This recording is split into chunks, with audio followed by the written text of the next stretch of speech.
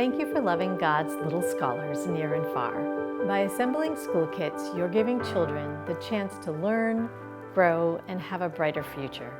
In many parts of the world, children can't attend school unless they bring their own supplies. But for some families, those supplies are simply out of reach.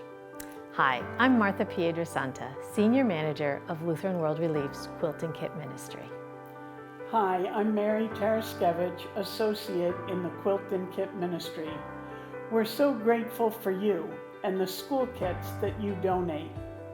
Natural disasters, displacement, or conflict interrupt education, and your kits help children continue learning, even when schools are closed or classrooms are gone. With basic supplies, the children can work on lessons at home, in small groups, or wherever they are, making the best of a tough situation until schools can reopen or be rebuilt.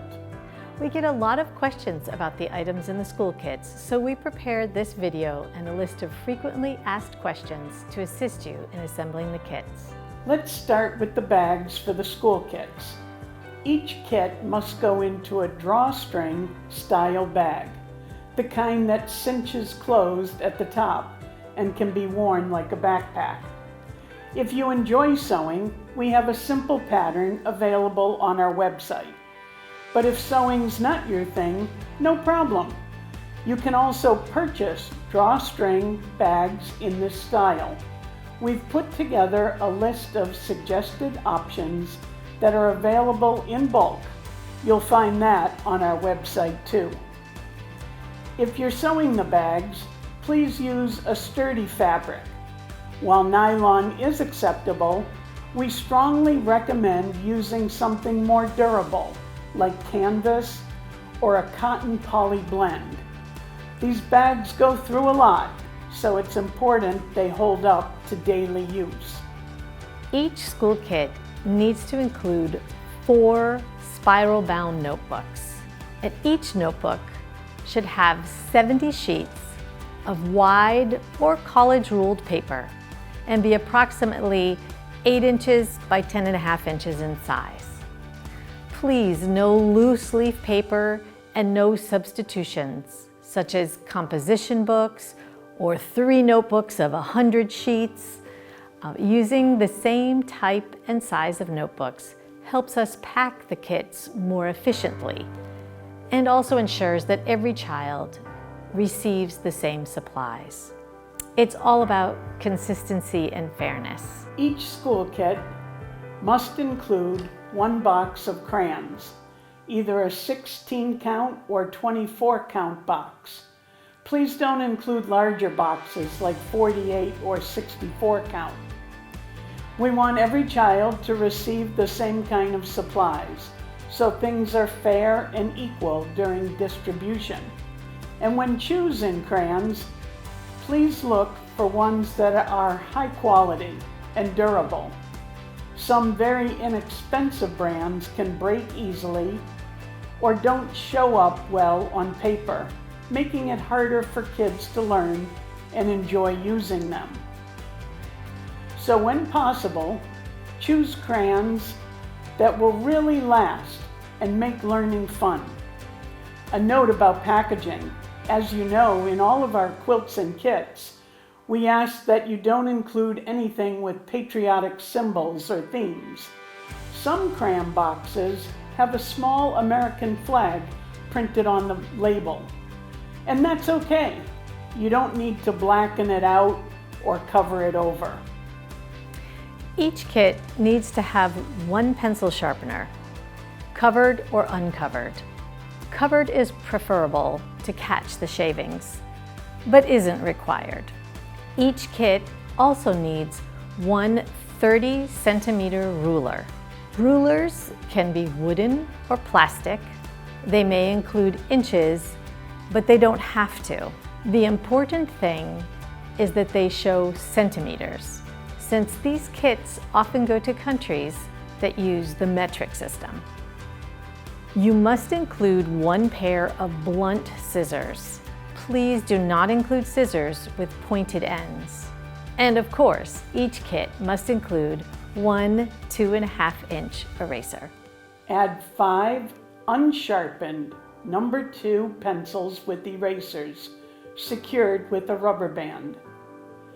Please don't include sharpened pencils, as they can poke through the bags or damage other items during shipping.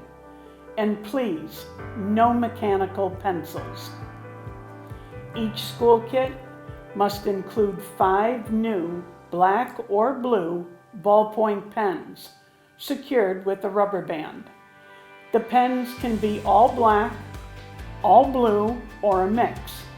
Please, no gel pens, as they tend to leak. If you're using pens donated by a company or office, that's acceptable. Just make sure they're new.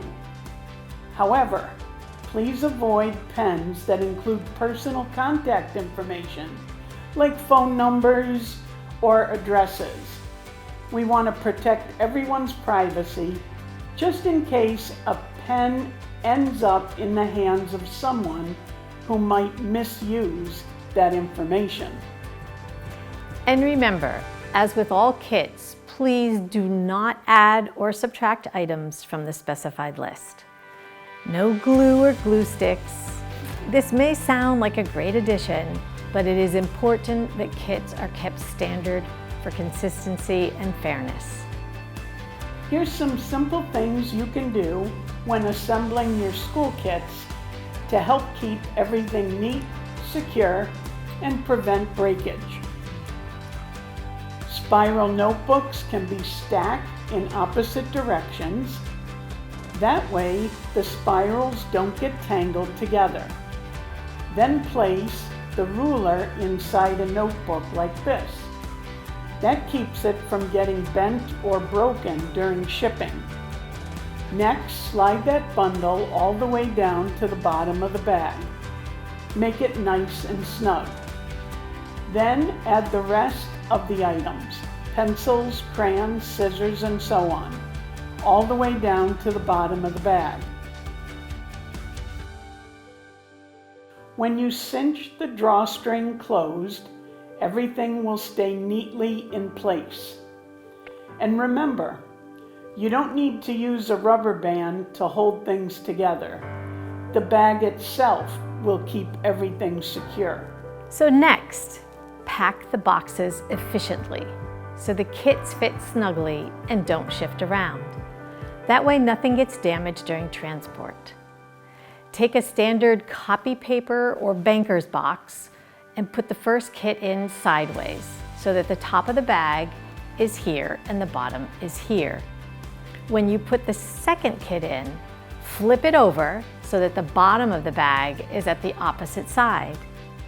This way, the crayons and the pencils won't be smashing together. They'll be opposite one another in the box. It also allows you to fit more in each box and keeps the items protected during transport. Special note, boxes are not to exceed 40 pounds. Boxes are loaded and unloaded by volunteers, often by hand, without any special equipment. And there you have it, some simple tips for school kits.